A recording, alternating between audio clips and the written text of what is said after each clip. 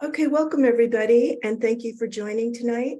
As you know, my name is Rachel Pfeffer, she, her, and I'm your interim executive director. I also want to introduce Jenny Lee, who is here tonight. She is a consultant and works for ProBooks New York. She's an accountant and works as our bookkeeper since February of this year, when Coco Campbell, who had been doing the books for 20 years, retired. And so she was able to do a transition period with Coco and meet Coco, of course, online, and go over, with the books and how things are done and that. And since then, we've been working together monthly. The way that we work together is that in a similar way, I pay all the bills and then I send all the financial statements to Coco. She does a reconciliation. We meet online and go over the detail before we finalize the reports. So did I miss anything, Jenny? Good. And we're just, there's when you work as an interim, if you're there for a year, you get to see a whole year of the finances, and that's very helpful. So I've only seen 7 or 8 months of the finances. It's given me some idea, but some of the things that, and I'll talk more about that later, that still need to happen in terms of kind of cleaning up, getting better financial reports, things like that still can happen. And I'll talk about that in the recommendations. So if everybody could just, what I meant is kind of just say your name and where you're from. And if you could say if you love budgets or not. We'll start with Mike. Hi, my name is Mike Blacksmith. I'm the president of the Philadelphia Ethical Society. I am budget agnostic. Not a big fan typically. Okay, thank you, Mike. Carolyn? I'm Carolyn Parker. I'm from the Ethical Society of Austin, and I'm also on the board. And yes, I like budgets. Sonia? Hi, I'm Sonia Coopers. I am from the Washington Society. I like budgets well enough. And Jenny, the AEU's transition to QuickBooks Online is pretty much all my fault. Nick? Yeah, I'm treasurer at the Philadelphia Ethical Society, and I've been president and other officer positions and treasurer for about 6 years now. I'm positive about them, but I think they've got to be used. I think you have to go from them, and it has to imply some action. So that's my use of it. I hope we can fulfill that someday. Thanks, Nick. Sarah? Hi, everybody. Sarah Morris. I'm the board president at the Washington Ethical Society and a delegate to the Assembly this year. I think I'm also agnostic with regard to budgets. So necessary thing. Rich? I'm the treasurer of the Ethical Humanist Society of Asheville, treasurer of the Sierra Club locally. I'm do all the budgets of our homeowner association and the chair of our homeowner association. So budgets and financial things are what I have been doing for my whole career. Jenny, do you want to say anything? I'm Jenny Lee, originally from New York City, but living in North Carolina at the moment. Budgets I love, especially in my role, because I don't make the money or spend it. I'm just recording it, and I do that really well. I like doing that. So that's my take on budgets. John? John or Abby, whichever one, both. Abby Dakin from the Washington Ethical Society. I'm on the board there, and I'm a delegate, and I'm budget agnostic. John Dakin, also from West, and I'm on the AEU board. I enjoy budgets. John McCormick, do you want to say anything? Some people have their screens off, but I'm going to call on you anyway. Are you there? Okay, moving along. Mary? Hey, I am Mary Murphy Overman. I'm a board member at the Ethical Society of St. Louis. Had served for years and years on the finance committee, and I'm okay with budgets. they're, a fact of life. Louise? Hi, I'm Louise Jett. My pronouns are she and her, and I am the National Leader Council rep on the American Ethical Union Board.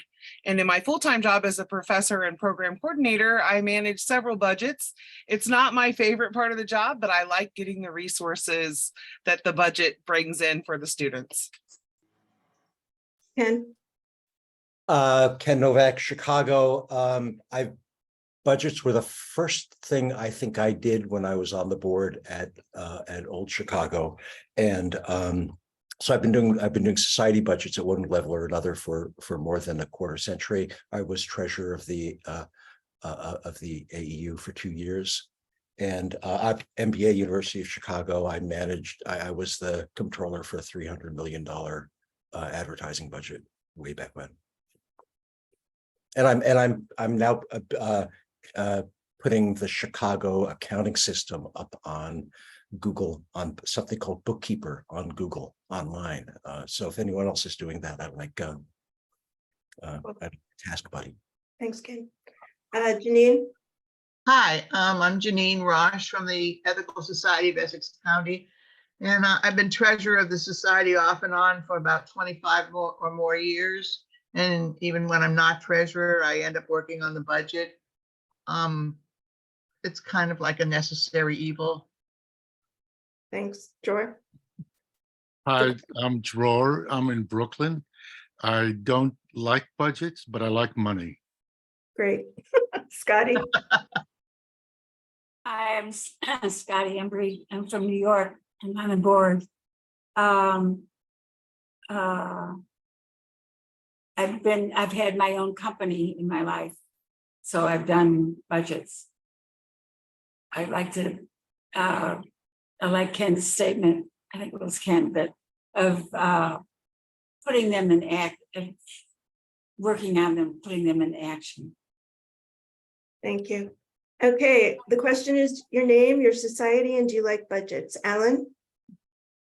I'm Alan Easton. I'm a member and a delegate from the Ethical Society of St. Louis. I love budgets because they tell you, your organization, what it's supposed to be doing. Thank you. Judy?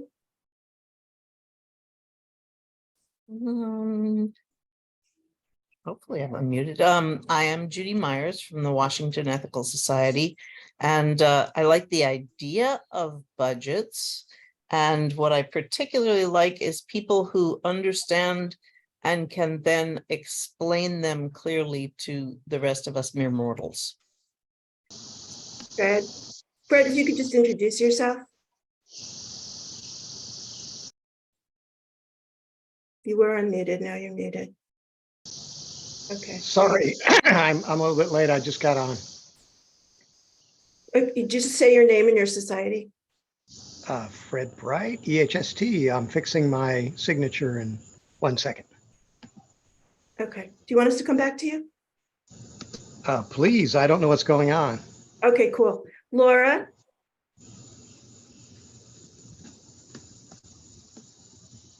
Hi, I'm me. Laura, I'm from West. And I ditto Judy. That's about it for me. Okay. Perry? Hi, I'm Perry Biter, a board member and delegate from Washington. I worked for 30 years for the Congressional Budget Office. I had nothing to do with budgets. And I have nothing to do with the deficit. It's not my responsibility. That's what they always say, right? Dorothy? Hey, I'm Dorothy Dale. I'm from the Ethical Humanist Society of the Triangle. I'm going to be mostly working on this call. I'm not involved in budgeting for my society, and I'm kind of budget agnostic. I am curious to hear that Jenny Lee is actually in North Carolina, because I think there are at least 4 of us on this call who are in North Carolina. So it'd be interesting to know where in North Carolina you are. Is it okay if I answer, Rachel? Yeah, of course. I'm in Fuquay Arena, North Carolina, just south of Raleigh. I know it well. I love it, by the way. Vandra, your name and your society, and if you love budgets or not, and then we'll go back to Fred, and then we'll get started. Yes, it's Vandra from Brooklyn Ethical. And I was the treasurer at Brooklyn Ethical.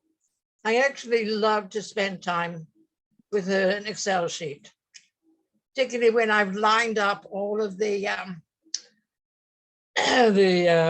whatever, and you can change a figure and it changes everywhere else. Beautiful. Thank you. Fred? Yeah, sorry I was late. I live in a very old house and we had a plumbing issue that I had to take care of this evening. So these things happen. So I'm from Ethical Humanist Society of the Triangle, and I'm not sure what else I'm commenting on. Do you like budgets, Fred? Do I like budgets? Yeah, yes or no? Only if they're heavily weighted in my favor. Perfect. Okay, everyone. We're going to go over some financial information. And I think the chat is closed. Here we go. Maybe. Loading. Okay. Okay, so tonight I want to cover some budgets I want to go over budget to actuals. I want to look at income and expense trends with you for 2020 to 2023, and also to go over some assessments and opportunities. I want you to walk away with a deeper understanding of the financial details of the AEU's income and expense patterns and issues to consider in your future focus planning and also future reporting. So let's start with the mission, because budgets are in place to accomplish your mission. You are in business to create, nurture, and inspire ethical humanist communities, foster a world that is democratic, compassionate, and sustainable. And so when I look at this, I have some questions when I'm looking at your budget. Does the AEU have the right size budget to accomplish their mission? And I would do this with any organization. If not, why not? And how could it be upgraded? Then I'm going to analyze the current fiscal year and go back a few years. And if things look pretty much the same, I might go back more years, as far back as I can go, or maybe not. I'm also looking into the future. What system upgrades are needed? First, we need to understand the current system. Just to give you a context of where we are, I started working in December, and I did a financial and organizational assessment, and I reported my information to the AEU on a regular basis at monthly board meetings, to the President's Council, and to the NLC.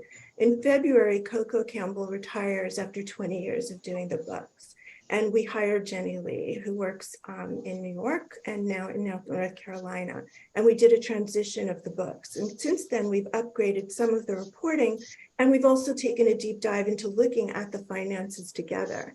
In March, I presented 3 scenarios and introduced it to the AEU board, the President's Council, and the NLC. Between April and June, there were emerging scenarios and conversations and listening sessions and other sessions where I met with societies individually. In July, there's going to be an assembly, and we don't know what's going to happen in August. So just to look at this, and of course, I will make these slides available afterwards. We're going to look at the budgets. So we have the actuals, we have the budget, what you budgeted, and then the actuals in red. And you can see that pretty much, 2022 is kind of a weird year. And also you should know that 2023 is only year to date, right? So that's only from until the end of June. That's all we've reconciled so far. And since there's more money coming in, we're probably going to end at like maybe 320, we anticipate. But you can see that pretty much there's not a lot of growth. There is some weird stuff that happens here, and we can talk about the questions that one would ask when you're analyzing budgets to find out why there's weird stuff that goes on. Because budgets tell a story. They tell you what are the priorities of the organization, what they're trying to accomplish. They tell you if there's stress points, and if the system can, sometimes budgets can create stress points. They can tell you if there's an anomaly because you haven't met your financial expectations, like in 2022 and possibly in 2023. They can tell you that maybe that you had an unexpected expense, like a legal expense, or you didn't get a grant that you expected, or you lost a staff person who was key in raising money. So all of these numbers, they tell a story. And it's very important to ask the treasurer often what that story is. Why is it like that? So that you can stay on track to understand and raise questions, because you can see pretty much here that even though there's extenuating circumstances, there was COVID, there was a $35,000 PPP in 2021 that you got to subsidize your budget. Lots of organizations got money during COVID and then have had a hard time in their growth after. Still, you can see that there's no growth. Pretty much that's the story that this tells you, is that there's very little growth. Other questions when I look at budgets are, who creates these budgets? Is it one person? Is it a collaboration? Is it a committee? Does the committee ever change to get new perspective? Are they listening on the ground, listening to diverse networks in the movement or in the system where this budget makes a difference? Who's observing and analyzing the needs? Does this happen regularly? Then I looked at the system to see going forward if there is any focus on growth. And then how could a new focus on growth impact a system? And how could a new process like participatory budgeting or other kinds of budgeting impact the system? I did mention that in 2021, there was an infusion of funds from PPP, and then you also had legal expenses in 2022. And then there was a grant, a $25,000 grant to a society, which I think might have been the Consulting Leader Program. But again, ultimately, we're looking at no growth.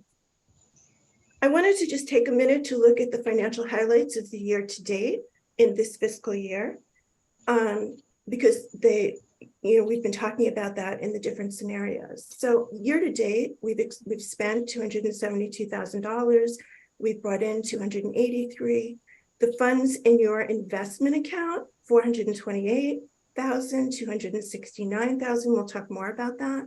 There's carryover going into 24 with the Mossler grant, hoping that we will spend it for the Consulting Leader Program for the next year. And there'll be some carryover for the Adler grant. And both these are temporarily restricted funds. I'm not sure if it'll be exactly 32, but it'll be close to that. And then we have, we have projected expenses. Projected expenses till the end of September, potential Rose Rappaport Long Fund, and then what comes in every quarter in terms of apportionments is about $44,000. So let's go a little bit deeper into the income for 2022-23. Originally under individual contributions, you had $45,000 budgeted, and in March, the board changed that to $15,000, and we've brought in $18,332. Besides the end of year appeal that I sent out in December, which brought in probably about $3,000, there's been nothing that I've done specifically to raise money. So this is money that just kind of comes in as individual income. That's in addition to a major donor that you've had since 2020, probably before that. Every year you get the same donation. These are board contributions. You can see the membership dues is $330, and then the 16 and 18, which was a drawdown on the leadership funds. And I'm going to talk more about the policy for the investment and the wisdom of using this and how it works. But the $34,000 was taken out in some ways by the previous board who anticipated having the event that you had in Philadelphia last year, and this paid for it. And so usually the drawdown has been used for expenses, not a special project. from what I can tell from the budget. That's a story it tells me. But this particular year, all that money was earmarked for the event in Philadelphia. Here's a little bit more detail about this year. So here's the $34,000. This column is what was budgeted. This column is the actual. Again, this is the actual only till the end of June. So we withdrew $34,000. The Adler Fund, the $82,000 that we received this year represents a reimbursement for 2022, where there was not a grant given to the AEU, but the program went on.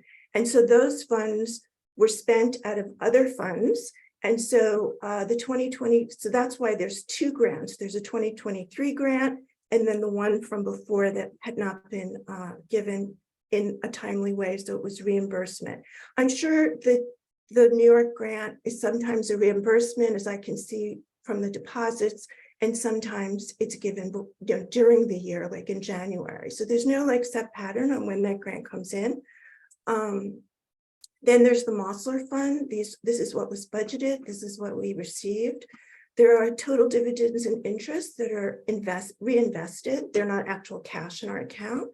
And so we anticipated and projected 117,000. We brought in 143, and that's predominantly because of the extra money that came in. It's not really extra, it's the reimbursement from 2022. We see that's why budgets are so great, because they tell great stories, right? They give you the story. So let's just look at a little bit at this slide in terms of contributions. So you can see the contributions, definitely less than we project pretty much every year. Not a whole lot of growth every year. Let's see, in 2021, there was a bequest for $5,000. There was the major donor for $10,000. You had a fundraiser event, and you were raising money called 100 by 100. And the money that came in that year was $2,300. And membership dues, that was much higher. It was $3,250. Not a ton of money, but still more money. And then, and so that was what most of what the 62,000 it consists of, plus the PPP loan of $35,150. In 2022, individual contributions were $28,000.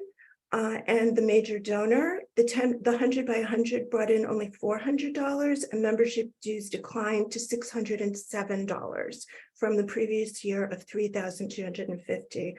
And then the actual, that makes up the $62,421 is, as you saw before, the $18,000 plus the $34,000 from your investment.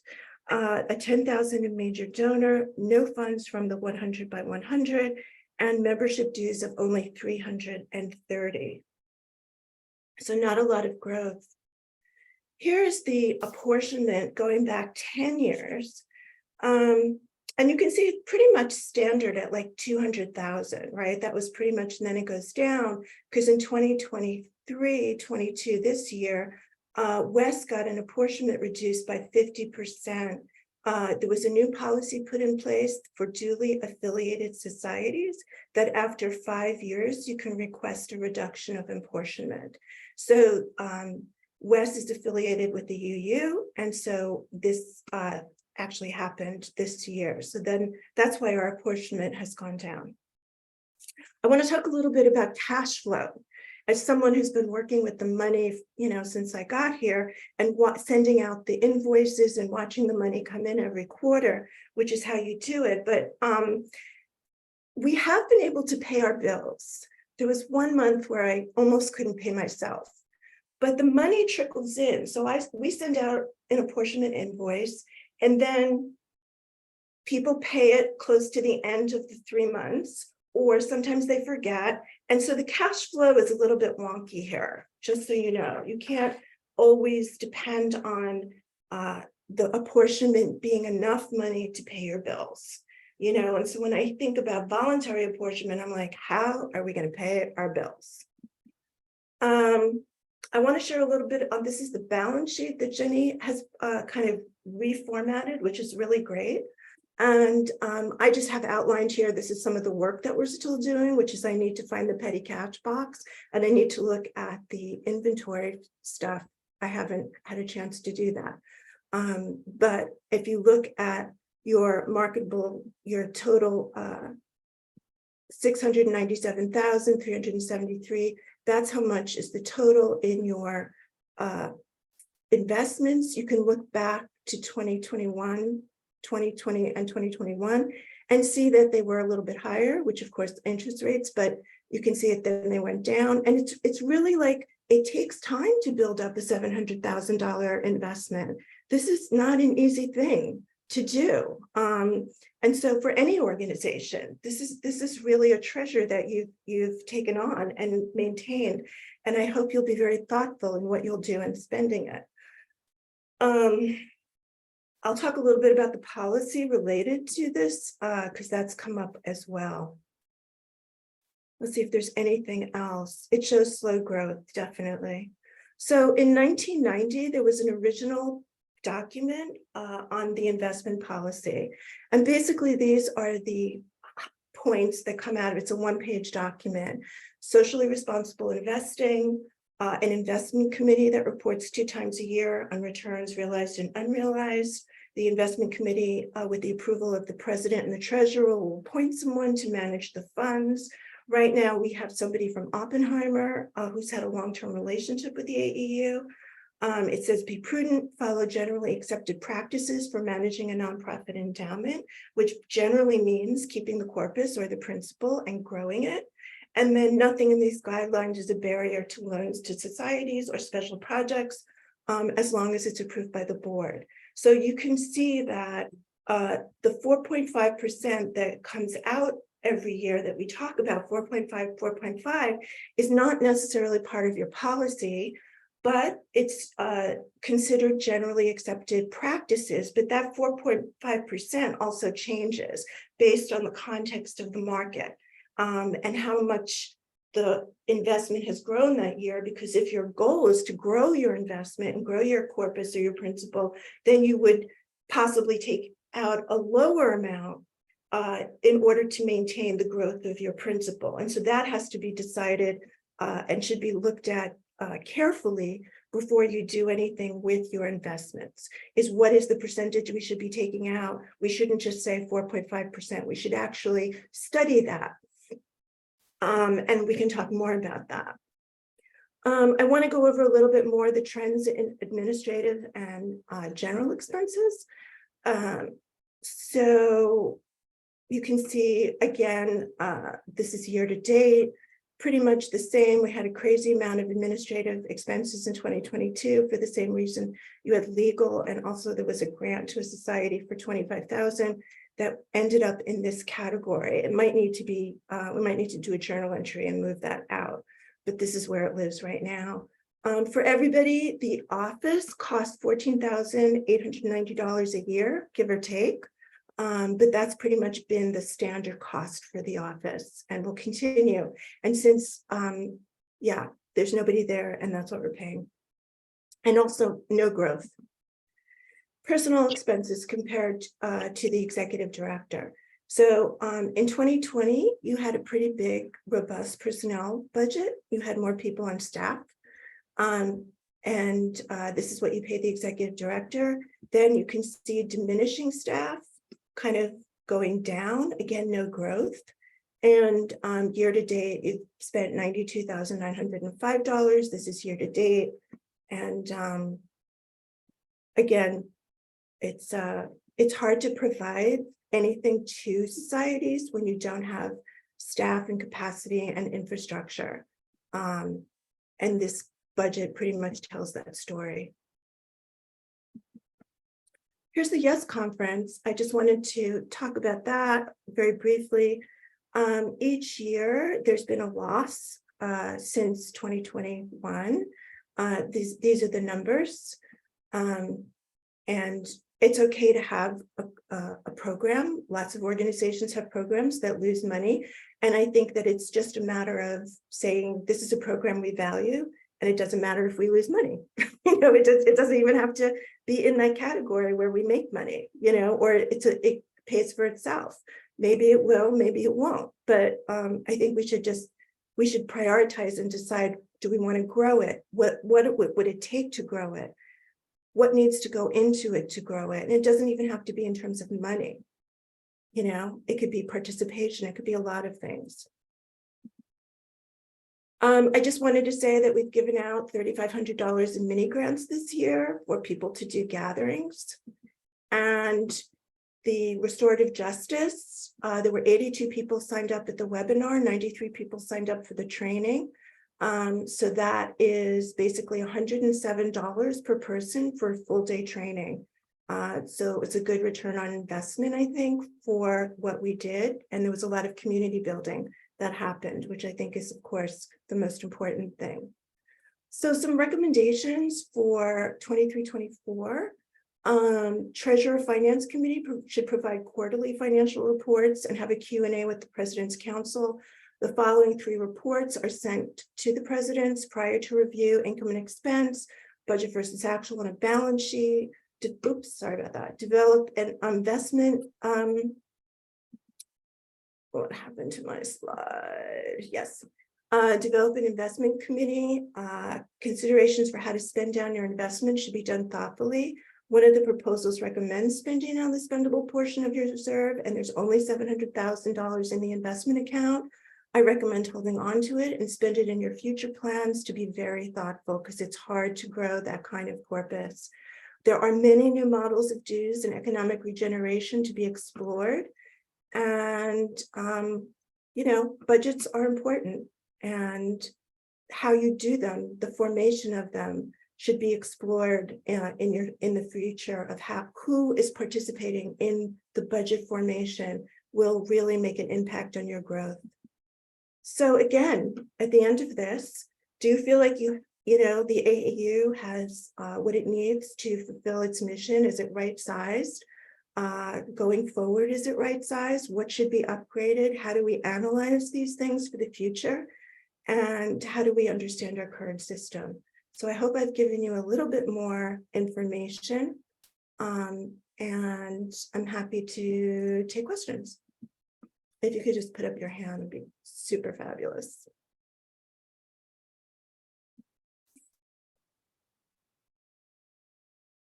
Should I talk? Yeah, Dror and then Vandra, sure. Hi, Rachel. Thank you so much. I do have one question about that yes chart. I mean, the projected budget, wasn't that 9,500? They never expected to make money. I mean, you had the expense as a red going down. Yes, but wasn't that an amount of money that was expected to be spent, but they actually spent less? That was no. My understanding is that the YES conference budget's 95, but they expect people to pay for going to the conference. Oh. And so that 9,500 gets kind of canceled out, right? And so it doesn't have to be that way. There's no reason for it to be that way, but I'm sorry? So I just want to be clear. So the YES conference, we budget that we will get $9,500 income from the YES conference. Yes. That seems, I don't know who made that budget, but that seems very unrealistic. And I mean, kids don't have money. No, well, that's just, you answered my question. It seems like sometimes budgets might have been planned very, not very practically. I would never have thought that we would raise money out of a YES conference. Dror, the way it works is that, say you have a conference and you spend $100,000 on it, you can recoup that money when people pay a registration fee. So that's basically the concept. Okay, right. Vandra? Yes, can you just go back to the couple of slides, the second to last slide, I think it is, where there is a reference to MBA. And I'm wondering what that Oh, I'm happy to tell you. Yeah. Yeah, what does that mean? Basically, there are programs out there that provide MBA certificates or different, they're outside of like the university per se, but they're affiliated and they provide education in different business models and like an uplift economy or circular economy. And you can actually get an MBA in those different models, mutual aid, those kinds of things. Some of them are just training and certificates, but some of them actually now are offering MBAs. So I just wanted to put it out there as just so you know. So it's not a reference to income. I'm sorry? It's not a reference to a type of income. No, it's a reference to an educational model. And somebody, an intern to come in and do some of the finance. It could be an intern or it could be somebody at the AEU who goes and gets an MBA. And how does that affect? And brings the information into the system. Okay. The way that a lot of organizations work, and in religious organizations too, is that a lot of people in the congregation bring their skills and talents into the organization. And I think that happens here as well. So it's just looking into the future, there's different ways of doing that now. Thank you. Thank you. Hey, Sonia. Yeah, I just wanted to comment about that YES conference issue. So my recollection of the way the budget works on that, and please correct me if I'm wrong, is that the budget has $9,500 planned for like the cost of the conference, $9,500 planned for the income from like registration fees and all of that, plus that includes $1,000 from the Rose Rappaport Long Fund, which is used as a scholarship for some participants. And then it's intended to lose $3,000, which is the amount that we pay the person who coordinates it. So I think that the budget that you showed is more or less the intended outcome. Well, that's fine, but that's not how I understand it, because Trish gets paid, there's no separate person, and she has been doing it for a while. There's no separate person that gets paid to organize it, as far as I know, but it is the same model. It's like if you have a conference, you know, this is what you pay, this is your budget, and then there are scholarships. So what you see in the red are basically the scholarships. Well, it's the cost of the place that you go to, plus the, you know, paying for all of it, as opposed to having registration where people, you know, offset the cost of that expense. And it doesn't matter if it, you know, I just wanted, it's fine for it not to not make money or not to come even. Make money is the wrong idea. And I just want people to know that that's the expenditure. Really, that's it. That's the expenditure, you know. Thanks.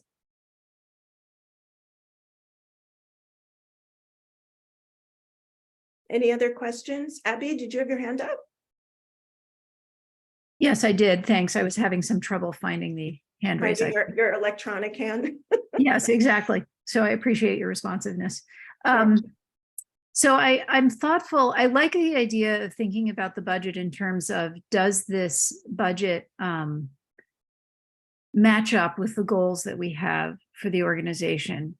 But I find myself a little thoughtful because having the right budget is a necessary condition for accomplishing the goals of the organization, but it is not a sufficient condition in my mind.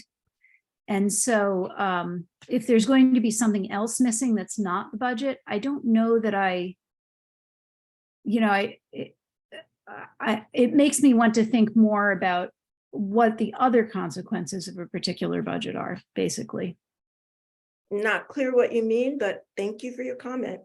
Is it a question? Okay, cool, because I don't know what to say. Rich? There are a lot of things missing in the budget that you presented.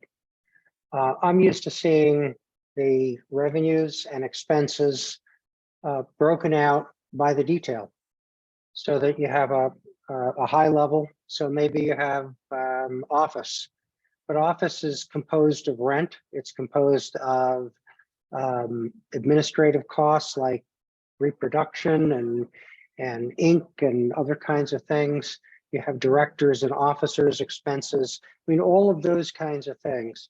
At the Ethical Society of Asheville, we share that. The second thing that we do is on a quarterly basis for the board, I give the income and expense. And for a budgetary perspective, I give the budget for the year, the expenses to date, and my forecast as the treasurer of what we expect to have from that point forward. Mhm. So that at that point, we can compare where are we going to end up the year. And there are certain things that we don't have to spend, we don't have to budget in detail. For example, if we're going to do an activity and raise money and then give that money to an entity, whether it's gifts, we buy gifts for children at the holiday time. One year we raised $2,000. We spent $2,000. So we spend what we raised and we record the income and the expense to match that. So my first comment is on a quarterly basis, I would like to see to the board and for those members that would like to have it, the actual to date, the estimate to complete. We the give all that forecast to for the board, year. Rich. We You give do, all okay. that to the board, all Okay, that. so But that was not for shown purposes of here. tonight, for purposes Okay. tonight, I wanted to give a summary that, looked at a trend with some discussion. I'm happy to give you Okay. we have profit and loss. You can look at all the detail. Yeah, okay. And of course, the balance sheet is Yeah. important to give on a quarterly basis too. We give that every Yeah. month to the Right. board, every Okay. month. So I guess What's your at the question? end of the day, I don't, a budget reflects an organization's objectives and the resources that they know that they're going to have and how they want to spend it. That's what a budget does. And you've been making comments about this is going down and this is going down, et cetera. Maybe that's okay. I mean, an organization can decide that it wants to, it has certain revenues. How does it want to spend those? And if it wants to raise more money, what does it need to do? Okay, thanks. My comment was that there hasn't been a plan to grow. There hasn't been infrastructure. And as a result, there's stress financially in the system. Laura? That sort of begins to answer my question, which is that you mentioned several times, no growth, no growth, no growth. And I'm wondering where and how you were expecting to see growth and how is that to happen? No, that was not my message tonight. No, I'm asking you, what were you expecting and where would you expect seeing a scenario like that? No, I wasn't.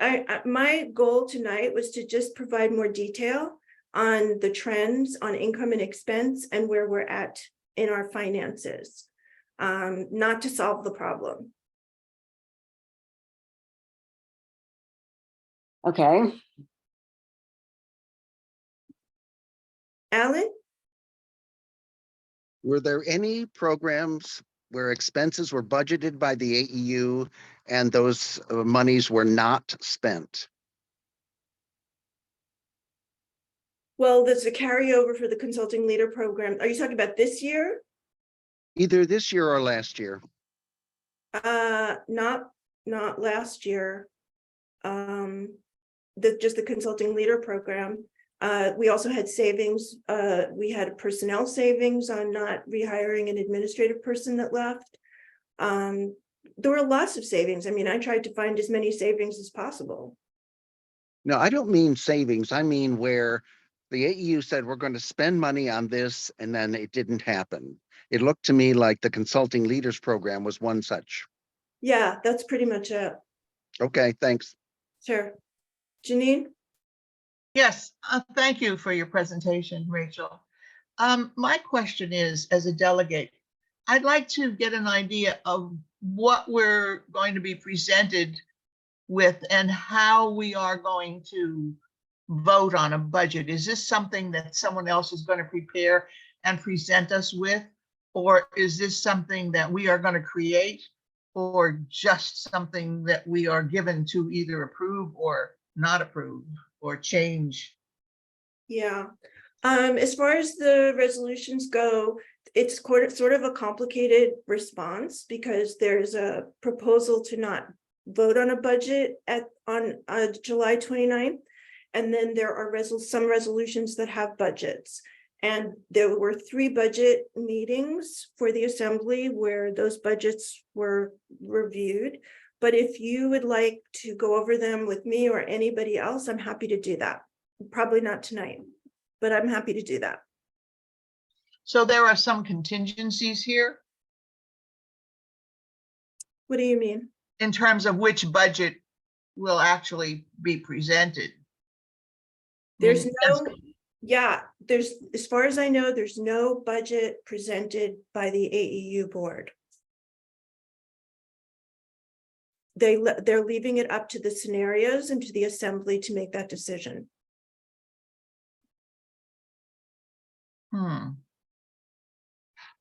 Okay, Ken. Yeah, thanks. So there's more information if you go to the budget, folks, if you go to the budget information, the budget spreadsheet that's in the delegate materials, and I've reformatted it so that I can look at so that I can print it. There are a number. So here are some areas to answer Alan's question. Marketing and merchandise was budgeted $850, spent nothing. Another, without saying the numbers, National Leaders Council dues, Assembly virtual, yes, conference, individual payments. No, Ken, this is incorrect. Okay, so those are income. General contributions, so the cost for general contributions, we didn't spend any. It would be better if you and I were going to agree on what you were going to put out there. I was trying to answer a question, but basically, if people go to the detailed budget, they'd get many more answers. Yeah. Also, the other thing, and then I'll go away, is I don't understand not having chat. I'm wondering why the policy of no chat, because we're trying to share information here. This isn't a war. This is a community. What a war. What does it have to do with it? So I'm requesting. No, what I'm saying is there's no need for radio silence. And actually, we're talking, Ken. We're talking, okay, and that's not radio silence even a little bit. I just want to express that I'd like to see chats in these. I think that's healthy. Okay, thank you, John.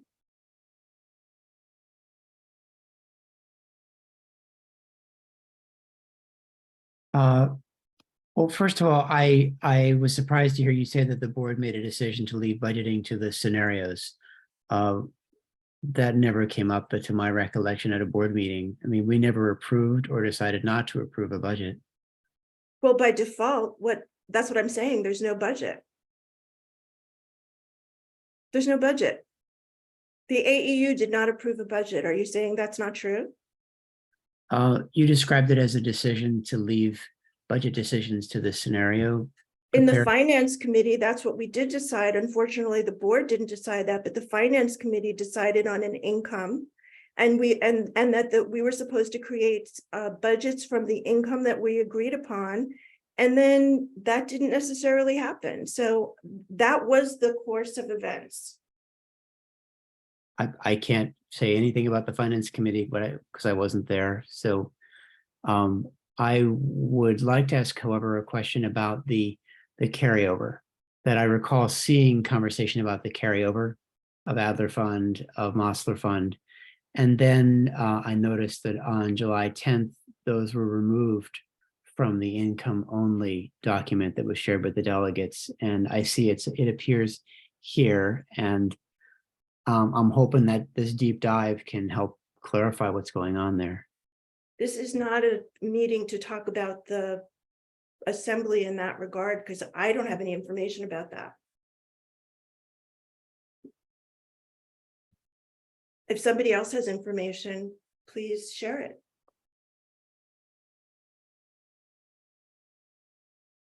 Okay, Mary? Rachel, could you go back to the slide that shows the or losses?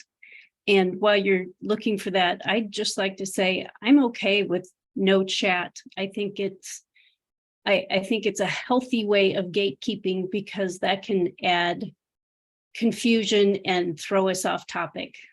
Yeah, agreed. It's hard for me to like go back and forth and answer questions and do all that. This one, Mary? Yes, please. I just want to get clarification here. So I think I remember in a previous meeting regarding the upcoming assembly, that there were only 3 people who attended the YES conference this year. Is that correct? Yeah. And so I'm not understanding. Four.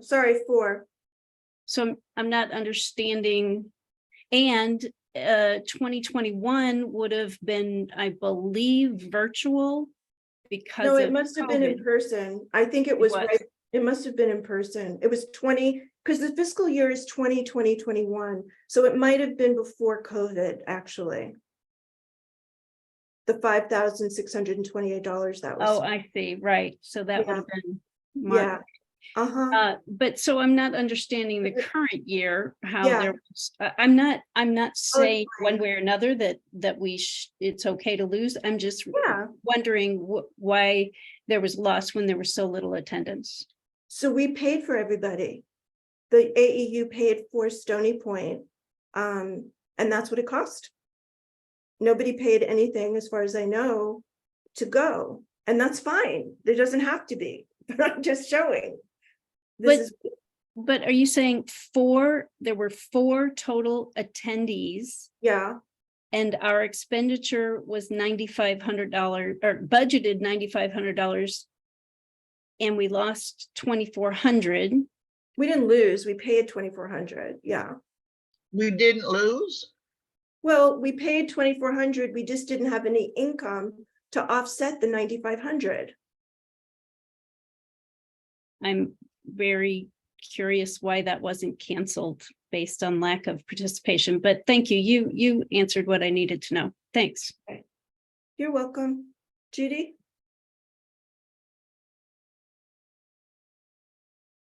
Thank you. I'm just wondering whether you, so the agenda that you put up at the beginning here is different from what you had indicated in your invitation last week. And I'm wondering if you will be addressing, let's see, the number 3, review of the scenario budget comparisons, or 4, which resolutions include a budget and which do not. Yeah. Or whether those are pertinent to anything you're speaking about tonight. You know, I just kind of rethought it as things were getting more and more complicated since I put this out, and thinking that, you know, this information was not covered in the budget meetings, whereas the scenario budgets were. If people want to move, you know, kind of shift over, we've been here an hour almost, and talk about the scenario budgets, if that would be helpful, I'm happy to do that. But I just decided it was talked about, this wasn't, and I hoped that this would be helpful. And that's really my reason. Okay. I'm hoping that some of tonight's discussion will reflect things about moving forward. You want to talk about the scenario budgets? Not necessarily, whatever will send us in the direction of clarity. Forward movement. Clarity, that's a good word. Thank you. Yeah, clarity would be good. Okay, thank you, Judy. Carolyn? I kind of lost track. A lot of issues are sort of bubbling up, so I may have lost part of the thread here. But just let me point out that it sounds like we didn't do any work on the budget this year. And we began anticipating the assembly months and months and months ago, attempted to start working with the team leaders who are chairs of our committees, not all of which had budget concerns, but those who did, trying to get them to present their budget requests. What do we need to have to move forward and things like that. And it became an issue that we're going to be working in a rather different fashion this year. We have scenarios that we're looking at, possible plans for the future of how we might be doing things in the AEU. And each of those, of course, comes with a price tag. So the regular budget process didn't quite fit that particular set of needs. It also worked out that we had some budget meetings in discussion sessions prior to assembly. We've had a couple of those focusing on those scenario budgets. But what you've got tonight is something that usually happens every year before assembly. That is, we do go in this deep dive and looking at what we budgeted and what we expended. So this is an excellent opportunity. We didn't get it in the previous meeting, so I'm glad that it's happened now. But it leads us to say, where is the budget proposal that's on the agenda for this assembly? And what we have is pretty slim, because the Finance Committee did make an effort to get both what we had for potential income as well as what we might be spending our money on. And the agreement that they managed to reach in the Finance Committee, and I did attend the meetings, was that we should not put out a budget proposal that estimates more income than we really probably might get. And so we paid attention to no deficit budget attitude that had been pushed. And so we said, if nothing changes, we will expect apportionment income of $177,000 sort of. And that if we stick with past precedent in how we draw money from our investment funds, that will be about $33,000. We decided later, now this is the treasurer and I decided this piece, that really carryover funds, leftover money carried over from one fiscal year to another was not new income. Plus what was being carried over was restricted to be used for leadership training. So we can't use it for pencils and copier rent and things like that for operational funds. So that's where that money's there. It's in the bank account. It hasn't been touched, but it's not the income budget that people might be using to look at for when they're planning to say how we should be spending our money. The next part gets very complicated. We have 6 scenarios. Some of those scenarios have budgets. Some of them have more budgets than others. Some of them say we're going to not have apportionments, or we're going to reduce apportionments, or please pay your apportionments on time, depending on the scenario, and different ways to spend the money. The assumption is, and we may decide that this is not a good assumption, but the assumption is that if you approve a budget, if you approve a scenario and you will be doing the votes, then if that scenario has a budget tied to it, that's generally how you expect money to be spent. And this other thing over here where we said, this is how much money we know we really expect, we're saying to those scenario proposers, don't spend any more than this unless you find more money. or you can't print it, but bring in more money. So it's just meant to be a realistic assessment of what we have.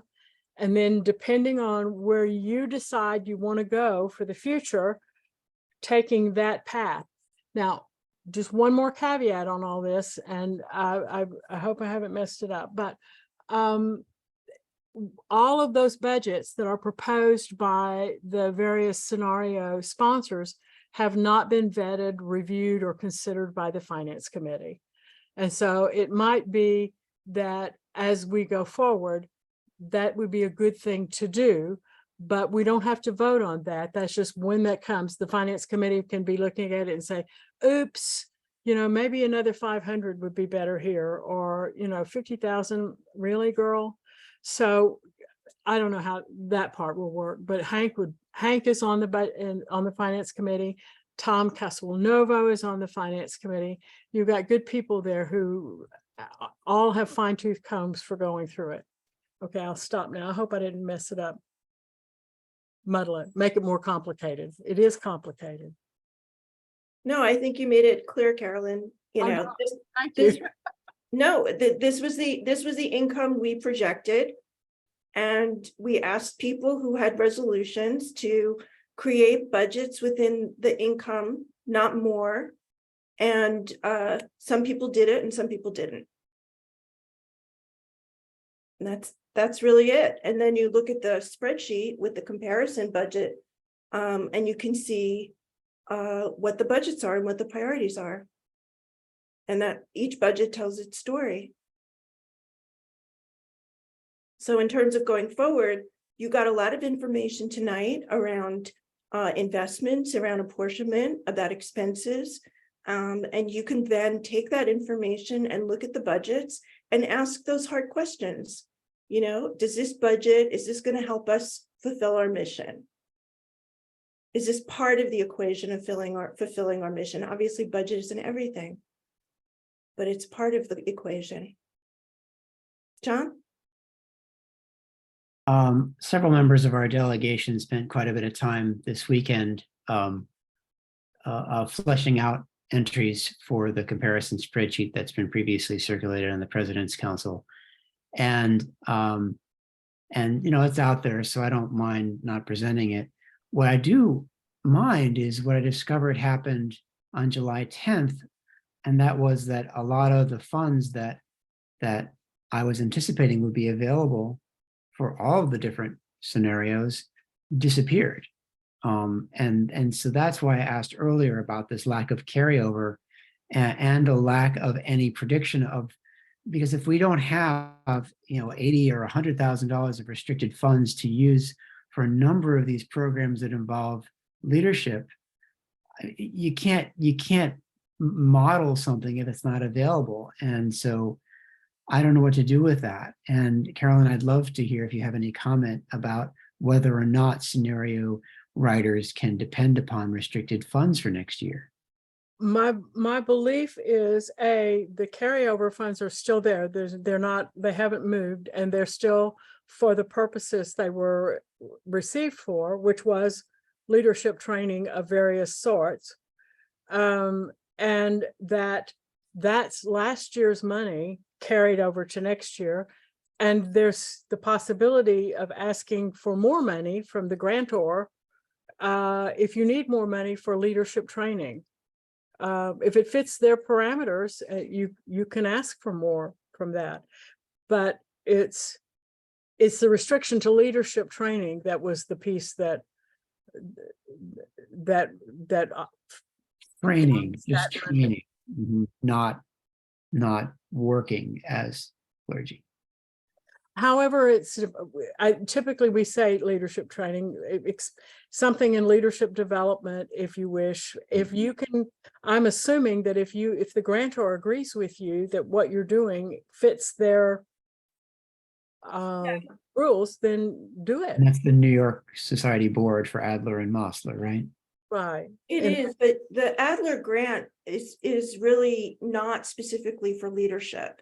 And even though we've treated it that way for many years, and the New York board can change their guidelines for what they want, and they don't have to fund the AEU. It's something you've depended on. Same thing with the Mosler, but it does not have to go to the AEU. And I've had extensive conversations with their chair of their endowment about this. So you can apply for money anywhere. I mean, nothing stops you from applying for money anywhere. Right? Right. Go for the, it's like a grant. It's like a grant, because it is. Nick? Yeah, you can apply for money from the Rose Rappaport Loan Fund.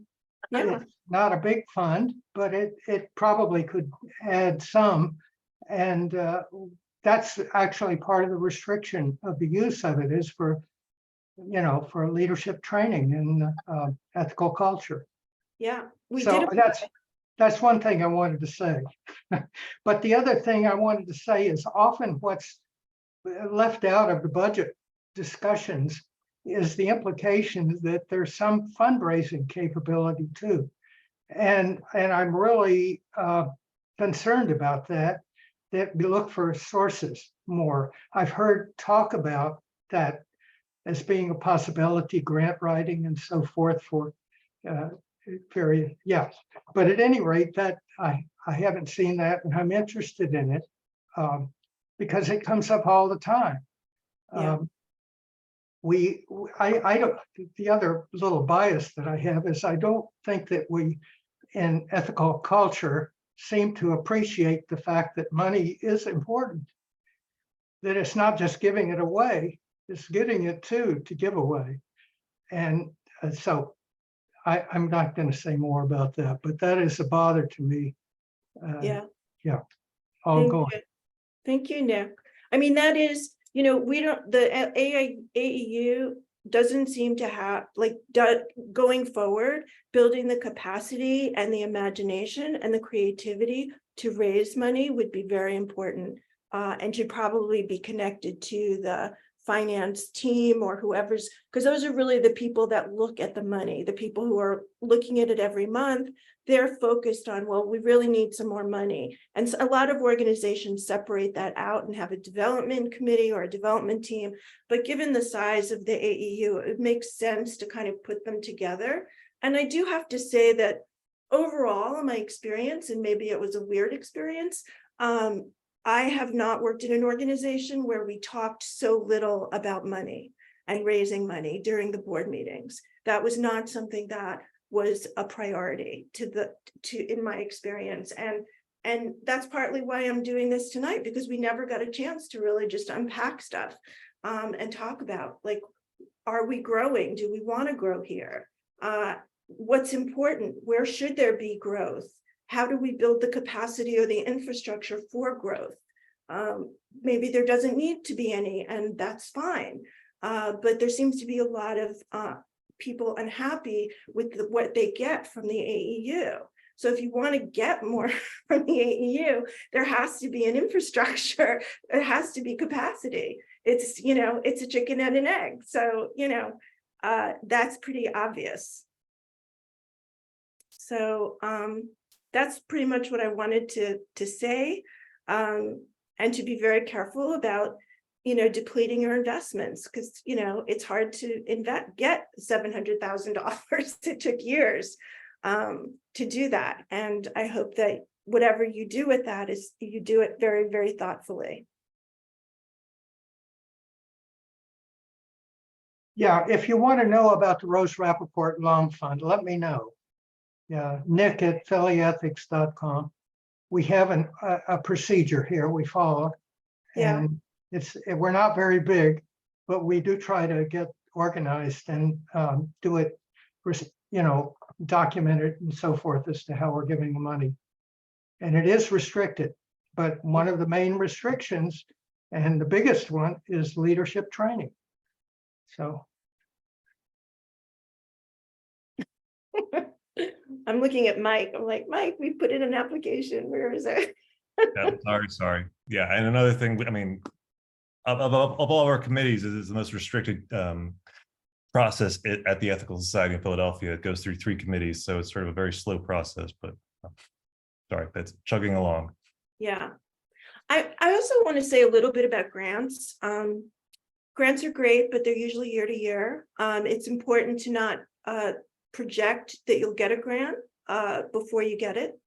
A lot of times grants have their own cycles, foundations or whoever you're applying for. You could apply for a grant now and get it next year. And the way that the foundation world works, and I have raised a lot of money over the years, from startups to older organizations, to religious organizations, to academic institutions, you name it. They invest in people, not necessarily in institutions. So you have to get to know the people and develop a relationship. Everything's relationships. And so, usually the first year, the whole thing about sending out letters of intent, the first year, that is like 10 years old. Foundations don't do that anymore because they don't have that much staff to go through those. So, you have to call your local community foundation, your local bank that often has a fund, and then you develop a relationship. In the first year, they say no, and then the no is the beginning of the relationship, because then you can call them and you can say, what can I do? Or collaborative fundraising, find another organization in your community and go in together because they might be more well-known and have a track record. I think the track record right now is the most important thing for foundations. So, collaborate. I think societies could collaborate on certain grants together, especially if they have a relationship with a funder. That would be amazing. And of course, multiple year funding is always best. And of course, grants that are not, temporarily restricted, but are for general support, even better. So, these are all the things about foundations. And you can read the Journal of Philanthropy is a great something to read on a regular basis. It's kind of like gives you all the background on different people and what they're focused on and what they're thinking about. It's good to do that research before you apply to a foundation. Vandra? A couple of questions, Rebecca, Rachel. I'd hate to go back to that dreadful slide about the yes slide, but you have this 9,500 for 3 years. Does that get spent? So the money in the red is the money we spent. So what about the money in the blue? That's the money that we budgeted. It's just a budget, but it doesn't get spent. Well, we spent the money in the red. So each year. The other way. Okay, fine. So we didn't spend all of it. Oh, and we didn't spend all of it. We didn't spend $9,500 any of those years. Right. You just so it's only there as a placeholder for being right. Okay. Kind of like the website redesign. We've had like $16,000 sitting in the budget for a few years. That was never spent for website redesign because it's being done. Thank you very much, Louise, internally. So that I don't think those monies are going to be spent. Well, perhaps a little, maybe, for Louise and Henrik. So I just wanted the other thing to pick your brain on. So what about other types of fundraising that doesn't come from foundations, but comes from the business and corporate world? Can you speak a little bit about that? Yeah, it depends, how you do this. There's sponsorships. If you're going to have a conference, you can get sponsorships from corporate world. You can, I've had some interesting experiences with the alcohol industry world. They seem to be like to wander their identity, their corporate world, they're through, anything that looks better than alcohol. So they're usually willing to, create a whole, bottle with your name on it. You can imagine the American Ethical Union vodka or something. It must be hilarious. I to drink it. Yeah. So I think usually for corporations, there's sponsorships. Some of them in services, they do, it depends what you're doing. If you're going to focus on, for example, health, just as an example, climate change related to health, there's definitely corporations you could tap into and explain what your program is that you're going to be doing. I don't really, I mean, I'm just doing this off the top of my head. And kind of they possibly would fund it. I've gotten a lot of money for different kinds of health related, especially in under-resourced communities, where they want to have a better image. I mean, for corporations, it's all about their image, right? So, they're going to give money to people doing services. Same thing with academia. Like sometimes there's, there's money to be gotten at universities. But again, I think having a conference is usually the easiest way to get your foot in the door with some of these, so that they can sponsor and put their glossy pictures on, your conference brochure. That's the first step. After you figure out what you're doing that you want them to fund. But I think that's the issue is, what is it that it's hard to go after money if you're not sure what you're doing, and so that it's hard for them to invest in you, for them to believe that even if it's a new idea, that you're going to actually do it, because they don't know you, no matter how committed you are to doing it. So you sort of, I've started a bunch of organizations, and I usually have to start doing something for a year and then apply for the money, because I have to show them that I have the track record of doing something new. And so that then they can invest in me. So, but first you have to figure out what they could even, what are you doing? What do you want to do, and what to offer as that is important to the world? I think that part needs to happen first. What are you offering?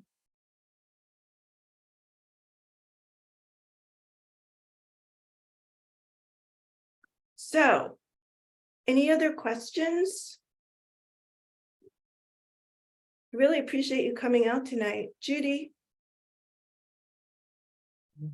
I just wanted to say thank you for opening up the forum, and it sounds like we've kind of talked about all we can in this vein. So that's all. You're welcome. Do people want to do more on the budgets that are with the we don't have to do it now, it's late, but Well, I do think budget is one thing. The fundraising is a much bigger conversation. Much. And somebody also has just chimed in looking for. So I have a small business. Then there are other people that the small businesses, entrepreneurs in the community. Can we just? Those are the folks that I think could be putting our heads together for fundraising. yeah, I think that you could develop a group to come up with ideas once you figure out what it is you're doing together. Who's doing it and what are you doing, and what's the outcome of what you're doing. Ken, then Laura, and then we're going to bring it to a close. Right. So since the future depends on which budgets we choose, I would like to get together with people to discuss the alternative budgets and the detail in the alternative budgets, and what's left out and what's included. So